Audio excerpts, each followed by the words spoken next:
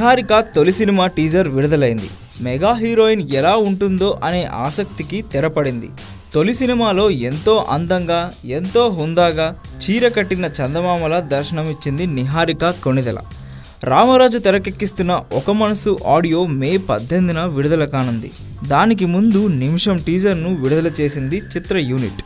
అయితే ఒక మనసుపై అంచనాలు పెరిగిపోవడానికి కారణం మాత్రం నిహారికే. మెగా ఫ్యామిలీ నుంచి ఎంతోమంది వచ్చినా ఇప్పటి వరకు వచ్చిన వాళ్ళంతా హీరోలే. కానీ తొలిసారి ఓ హీరోయిన్ ఆ ఫ్యామిలీ నుంచి వస్తుంది. అందుకే ఒక మనసు చిత్రంపై అన్ని అంచనాలు, అంతా ఆసక్తి. టీజర్ వరకైతే చాలా క్లాస్గా కనిపిస్తుంది. ఈ దర్శకుడి తొలి సినిమా మల్లెల తీరంలో కూడా చాలా క్లాస్ మూవీ. ఇందులో కూడా ఇలాంటి ఛాయలే కనిపిస్తున్నాయి ఆర్ట్ సినిమాల. మరి ఓల్డ్ ట్రెండ్లో బీచ్ రోడ్లో ఇద్దరు ప్రేమికులు మనసు విప్పి మాట్లాడుకుంటే ఎలా ఉంటుందో అలా ఉంది ఒక మనసు టీజర్. నాగశౌర్య, నిహారిక జంట కూడా అద్భుతంగా సెట్ అయింది. ఇప్పటికైతే నిహారిక డిస్టింక్షన్లో పాస్ అయింది.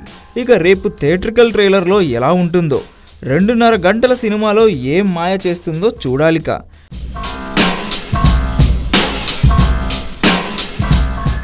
మెగాస్టార్ చిరంజీవి 150వ చిత్రం వివి వినాయక్ దర్శకత్వంలో రూపొందుతున్న విషయం తెలిసిందే. ఇది తమిళ్ చిత్రం కత్తికి రీమేక్.